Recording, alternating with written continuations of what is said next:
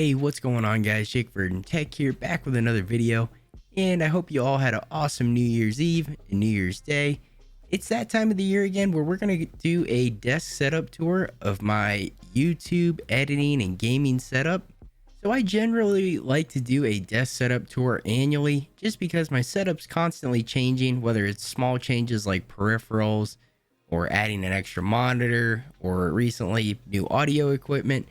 My setup's always changing, and each year I like to do a setup tour and kind of a recap to see what's changed and how the setup's kind of evolved, and let you know how the experience has been with the stuff that I've added. So the main things in this video we're going to cover is the overall setup gear. We're going to talk briefly about my PC, which hasn't changed much probably since the last one.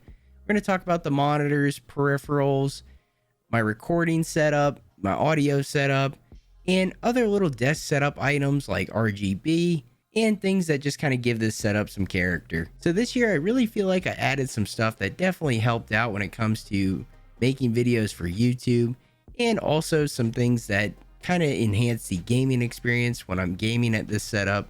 I think it's definitely safe to say that no one's setup, even in their own eyes, is perfect, and there's always things that could work a little bit better, but it's always about just trying to make it better for what you're doing and constantly figuring out what works and what doesn't work. And I think we've done a pretty good job on this setup right now for what I use it for. So starting off, we are going to briefly talk about what drives this whole setup, and that is my PC. So we're just going to talk about this briefly, as this PC's been around in my setup for quite a while, but for those of you that don't really know what I have in this PC, it is kind of an assortment of hardware that's been in a few different builds from 2018 to, I think this build was I built in 2020. But this is a fully water-cooled loop setup that I have in the Phanteks N719 full tower case. It's definitely a giant PC, and I really love that it's a fully water-cooled loop, so the temperatures are phenomenal on it. And the hardware inside still kind of surprises me, as it's aging very well going into 2022, even with the latest titles. And I did do a video on that probably a week or two ago, kind of going over how this thing performs on the latest titles like Call of Duty Vanguard, Battlefield 2042, Halo, pretty much all the latest stuff, and this thing still performs pretty well. As far as the hardware goes, we are rocking a 1080 Ti for the GPU.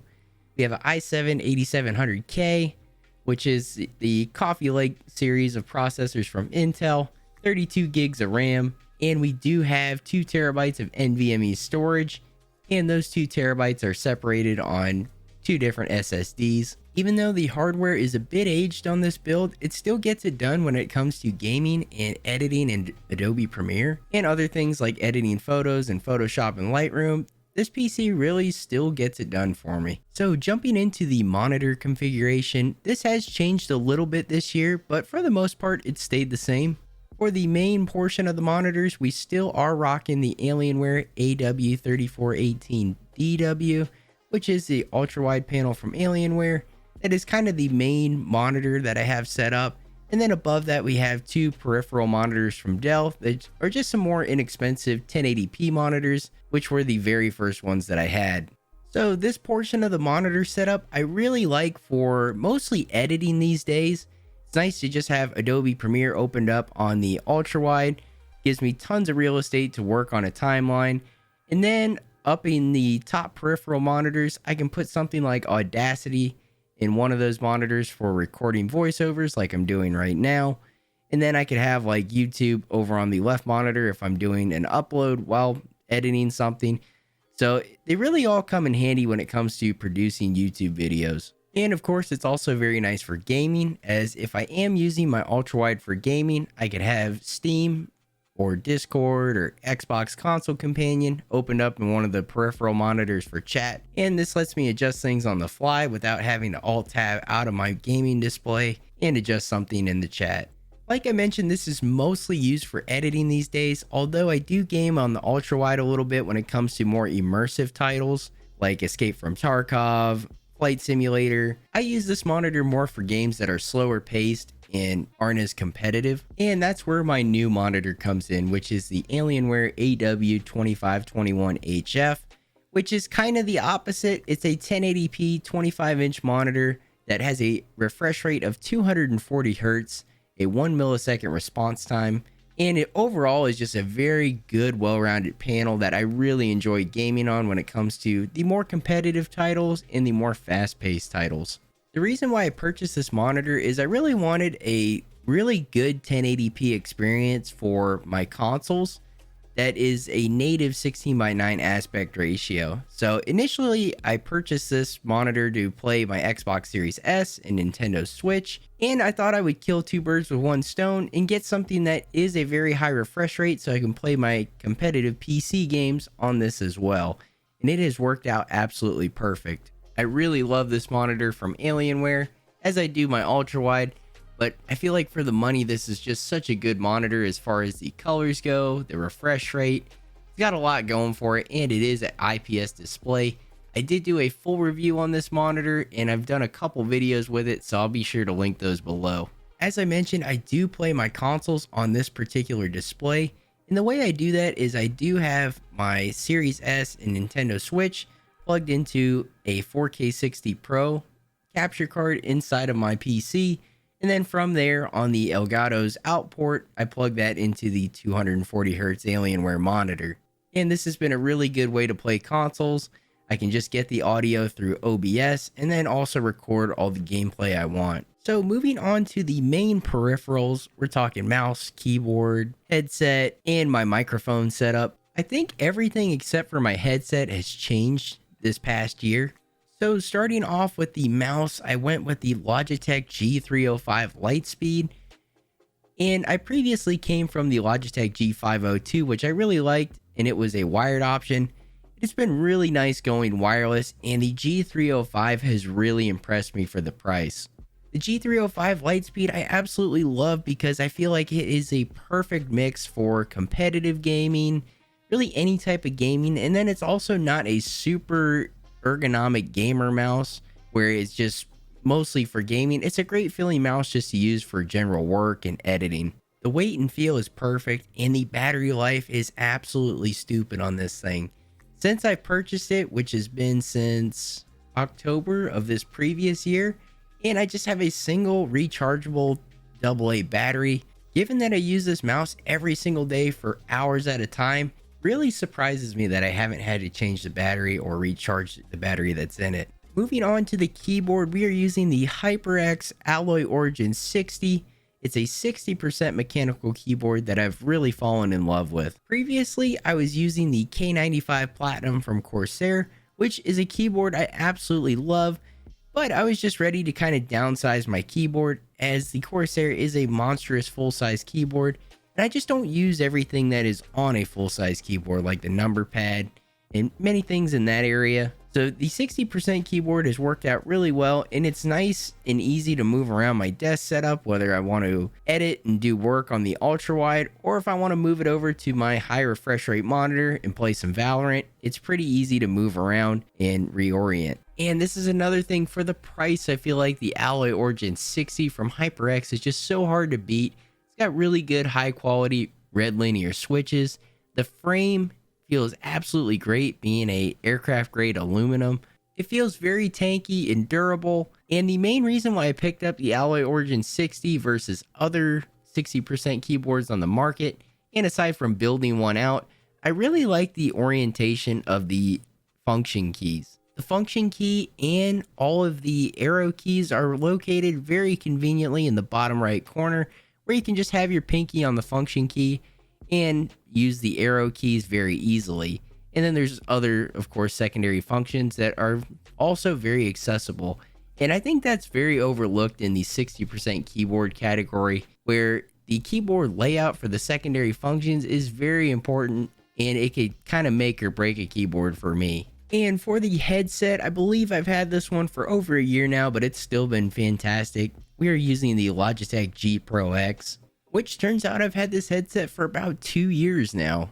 And this headset's been fantastic. I think it's a really great mix for not only gaming, but also just for editing, listening to music. It's got a really good clean sound to it. It's not overly bass heavy, and it's just a very neutral sounding headset. And this is the wired variant, as I believe fairly recently they have come out with a wireless G Pro X. But it's a great headset, and I really do like the fit and feel of it. It's not a overly giant headset like many of them on the market, and it's very comfortable to wear for long hours editing or gaming. And the only thing I can say about this right now is the polyurethane ear pads on mine have kind of gotten a little bit beat up. After a couple years, they are starting to peel pretty bad. But I do believe these can be replaced, and I think they actually come with an extra set of ear pads. So now talking about the latest addition to this setup, which is my microphone setup. So I dodged going with an XLR microphone setup for quite some time, just because I didn't know if I was ready for the learning curve and all that was involved with it. But it's turned out really well, and I absolutely love the microphone and USB audio interface that we went with. For the microphone, we went with the Shure SM7B, which is widely heard and been heard for many years, but now it's being seen more and more as we're seeing people that are doing podcasts and live streaming are using them quite frequently as well. It is an absolutely amazing sounding microphone. It's got a nice warm bass to it, and you can really adjust it to do and give you the sound that you want. It doesn't have to be a super radio sounding voice or to where the microphone is super close to your face. You can get this thing adjusted to where you can have this as a very neutral microphone. And the biggest thing that I really love about this microphone is the fact that it is a dynamic microphone. So it is activated by the sound of my voice, and it's not just listening for sound like the previous Blue Yeti that I was using, which is a condenser microphone. It sounds really well, but the problem is if you aren't in a really good recording environment, it does pick up a lot of white noise and a lot of background sounds that you don't necessarily want in your recordings. Like right now, my PC is running and the fans are audible. I do have the fan on in this room. A motorcycle just went by, but none of you guys can probably hear that.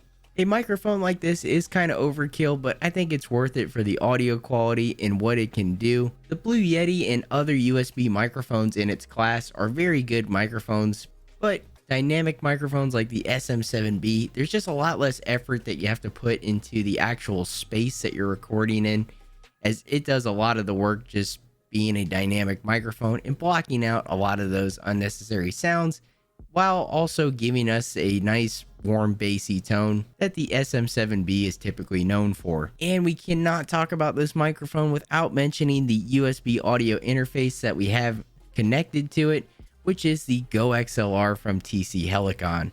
This interface has a lot going for it. Not only does it just have enough power to power a very gain hungry microphone like the SM7B without needing anything like a signal amplifier in between the two, but it just is so feature packed when it comes to the audio mixing, the faders, the effects, and the sampler, and then also just the real-time processing that you can do inside the software. And it's something that you can have a lot of fun with when it comes to your recordings or live streaming.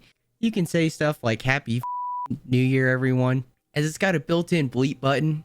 It does have pretty crazy effects like the echo and reverb effects that we have right now. The megaphone one, this one's pretty cool. But there's all sorts of dumb stuff that you can have fun with and entertain on your recordings or live stream.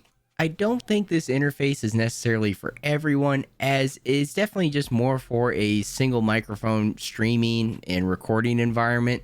I think there is a way if you wanted to do like a in-person podcast where you have two XLR microphones. I think you can split the audio from one XLR port, but I have no knowledge on the experience of doing that or if it is a viable option, opposed to just having an interface that has multiple XLR ports. My last video on the channel actually goes over all this setup and the details, so if you guys are interested, be sure to check that one out, and I'll try to remember to link it below. And as I almost forget just about every time when I talk about my microphone setup is the boom arm we're using, and we are using the Rode PSA-1, which I don't have a whole lot of experience with different boom arms, but I have purchased cheaper ones in the past that I've used with the Blue Yeti that work, but man, the quality of the Rode PSA-1 is just definitely top notch, and it just has a really good feel to it. The mounting's great. I was able to mount it in a really weird spot on my desk, and it makes it so perfect to where I can flip from one side of my desk to the other, being that I have an L-shaped desk,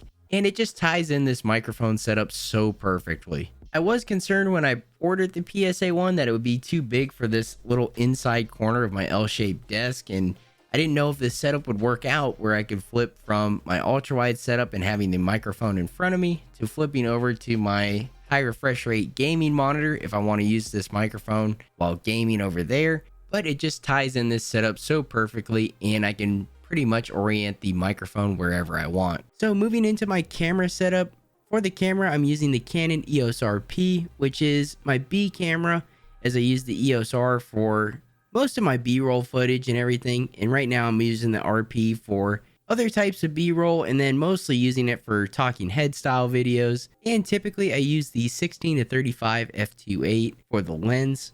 And the way this is connected to my PC and my setup overall is I have a Camlink 4K, which is a capture device from Elgato that basically you plug in via USB to your PC and then run the proper HDMI cable to your camera. So then for my talking head style videos, I actually have, since the camera is tied into my PC, I am doing all the recording through OBS. So it not only has my camera, but it has my microphone set up, and it all gets synced into one place very nicely. So quickly going over the kind of overall space and desk setup and some of the little things that I have around that kind of make this setup have a little bit of character. For the RGB lighting, that's probably one of the more notable things. I'm using the Govee Smart RGB lighting, and it's kind of an array of different strips, and then I do have a smart RGB bulb. The Govee stuff's great. I love the smart app integration with their own proprietary app, and then it is also compatible with different types of home assistants. The Govee RGB lighting is great just because it's so feature packed and it's relatively inexpensive. Behind the triple monitor setup, I still do have the 3D art wall panels.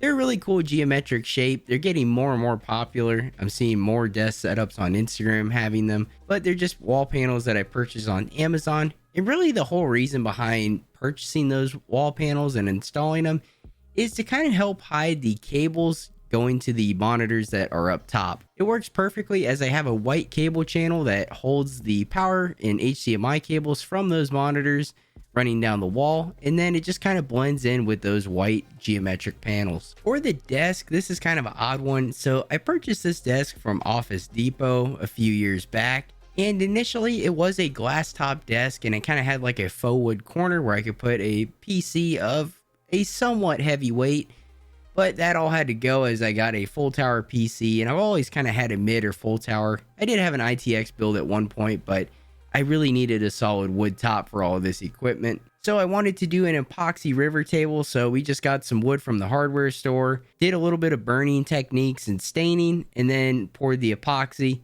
and did our own custom epoxy river table, and it turned out okay. It's got some bubbles and stuff like that. And I think maybe one thing that I might be changing in 2022 is a new desk, as this one I think is getting kind of tired and probably isn't made for the amount of weight that I'm putting on it with the PC and maybe even the top and the monitors. So it might be time to get something that's a little bit heftier. So that's going to wrap up this video, guys. I really just wanted to do one of these videos. As I mentioned, I like doing these annually where we just go through and talk about my desk setup and what I've added, what's changed, and pretty much how it's all working out. So I will have links to everything in the video mentioned down below where you guys can check those out. I will also try and link individual product reviews that I've done on some of the products that I mentioned in this video, so you guys can get a bit more in-depth review on the products mentioned. 2021 was an awesome year on YouTube. I really appreciate all you guys for the support on this channel, the views, the subscriptions, the comments. I appreciate it all, and I really thank you guys for tuning into this channel and checking out some of these videos. And thank you guys for checking out this video, and if you want to see more tech related videos like this one, be sure to subscribe. As always, guys, thank you for watching, and I'll see you in the next video.